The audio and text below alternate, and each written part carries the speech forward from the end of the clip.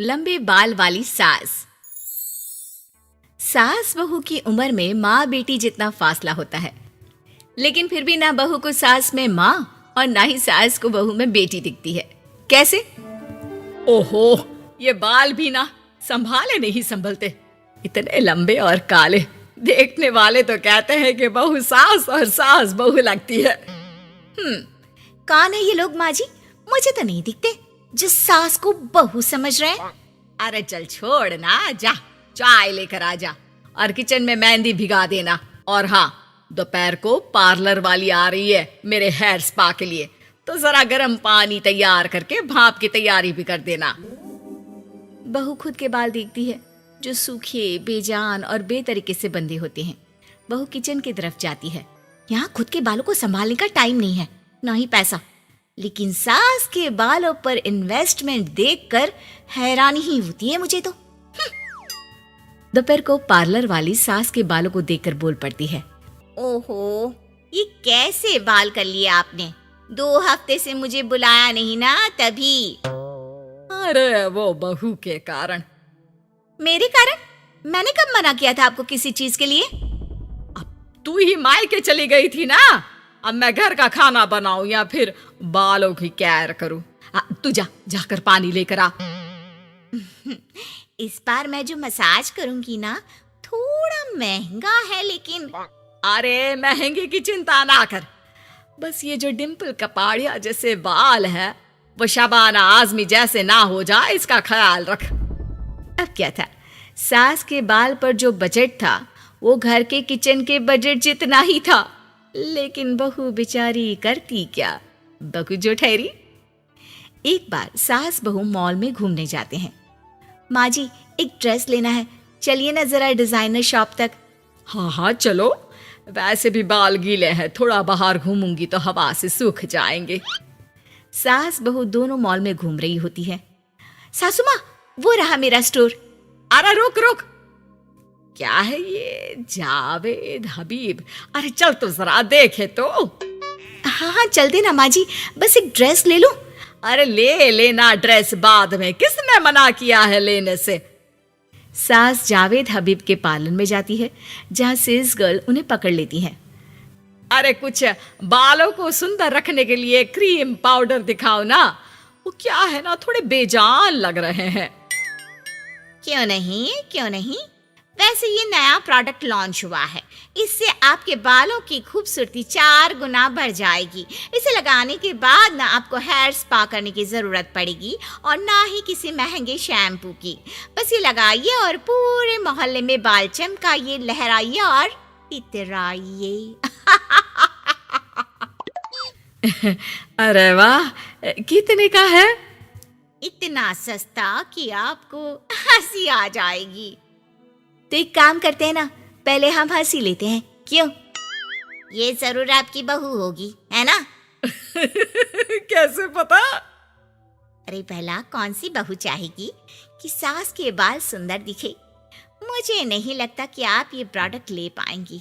एक काम करिए, फिर कभी आइएगा। अरे ओए, पैक कर दे इसे, और सुन, 2 पैकेट पैक करना, और आज के बाद किसी सास बहू के बीच लड़ाई लगाने की कोशिश ना करना। सेल्स गर्ल मुस्कुराकर साथ खड़ी दोस्तों को देखती है और सामान पैक कर देती है। उन लोगों के जाने के बाद, देखा मैंने कैसे खेल खेला?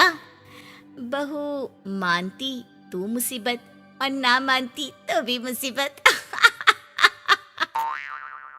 वहीं सामान लेकर सास भी खुश बाहर निकलकर बहू से कहती है, अरे वाह बहू, अब देखना मेरे बाल ना और ज्यादा सुंदर हो जाएंगे। अब तो लोग मुझे देखकर जलने लगेंगे। वैसे जलन से याद आया, तुझे भी तो ड्रेस लेनी थी ना, चल ले लेते हैं। रहने दीजिए, पैसे किसके पास है जो ड्रेस ले लूं? आप तो अपने बाल लहरा लहरा कर इतराइए। मैं कोई पुरानी ड्रेस ही पहन लूंगी। चलो वो भी ठीक है बहू, देख हमेशा ना फालतू खर्चे से बचना चाहिए। मैं बिल्कुल फेवर में नहीं थी तेरी नई ड्रेस के लिए, फिर भी तुझे मना नहीं कर पा रही थी।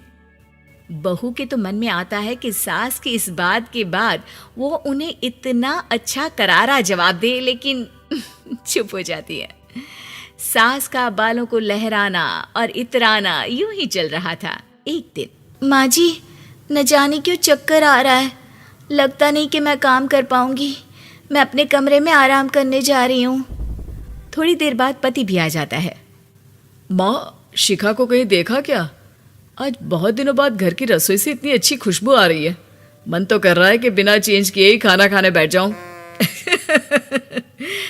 अरे बेटा, खाना आज मैंने बनाया है तो घर तो महकेगा ही। तेरी बीबी बीमार बैठी है।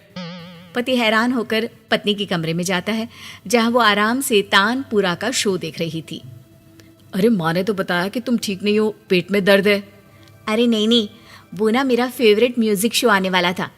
अब माँ की तो आदत पता है ना, ये बना दो, वो बना दो, ये दे दो, वो दे दो, तो बस मैंने बहाना बना लिया।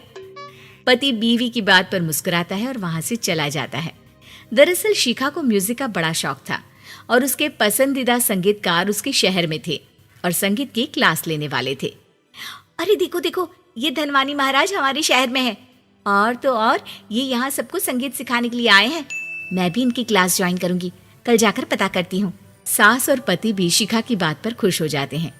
लेकिन अगले रोज जब शिखा वहां से वापस आती है तो उसका मुंह उतरा होता है। अरे क्या हो गया? तेरी शक्ल देखकर क्या उन लोगों ने तुझे लेने से मना कर दिया? पहली बार बहू सास के ताने का कोई जवाब नहीं देती और चुपचाप जाकर कमरे में बैठ जाती है, जहां पति कहता है, अरे क्या हो गया मेरी अनारकली, क्यों मुंह लटका रखा है? अरे कुछ नहीं, बस ऐसे ही। सास कमरे के बाहर जाकर खड़ी हो जाती है। अरे मुझे तो बताओ, क्या हो गया? शिखा रोने लगती है और रोते रोते बताती है कि वो लोग 1 लाख रुपए में कोर्स करा रहे, मैं इतने पैसे कहाँ से लाऊं? पति भी चुप हो जाता है, क्योंकि वो जानता है कि इतने पैसे का तो वो भी इंतजाम नहीं कर पाएगा। देखिए ना, कैसे अपनी कला को बेच रहे हैं, लेकिन गलत भी क्या है, नामी गिरामी है। अरे कोई बात नहीं शिखा, मैं कोशिश करता हूँ किसी से उधार लेने की। जब कोर्स करके तुम खुद की क्लास खोलना, उससे जो पैसे आएंगे उससे फीस भर देना। पति कई लोगों से बात करता है, लेकिन उसे कहीं से पैसे नहीं मिलते। शाम को मुंह लटकाकर पति घर आता है। मैंने काफी कोशिश की, लेकिन कहीं इंतजाम नहीं हुआ। अरे कोई बात नहीं, मैं भी ना क्या करूंगी म्यूजिक सीखकर। वैसे भी कल आखिरी दिन है पैसे जमा करने के लिए, अब इतनी जल्दी कहाँ से आने वाला है पैसा। लेकिन अगले दिन, बहू ये ले पैसे, जाकर अपना नाम लिखवा दे संगीत की क्लास के लिए। बहू इतना सारा पैसा देखकर दंग रह जाती है।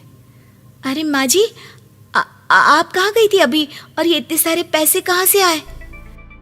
सास मुस्कुराकर पीछे मुड़ती है और बहू को अपने सर के बाल दिखाती है, जो अब छोटे छोटे होते हैं। मैंने ना अपने बाल उस विदेशी कंपनी को बेच दिए, जो बाल के बदले में पैसे देती है। अब मेरे बाल थे ही इतने सुंदर के 1 लाख मिल गए, वरना तेरे बालों का तो कोई 500 भी ना दे। बहू को सास की बात से रोना आ जाता है। वो सास के गले लग जाती है। लेकिन कोई मुझे करोड़ों भी दे ना, तो भी मैं इतनी अच्छी सास ना दूं।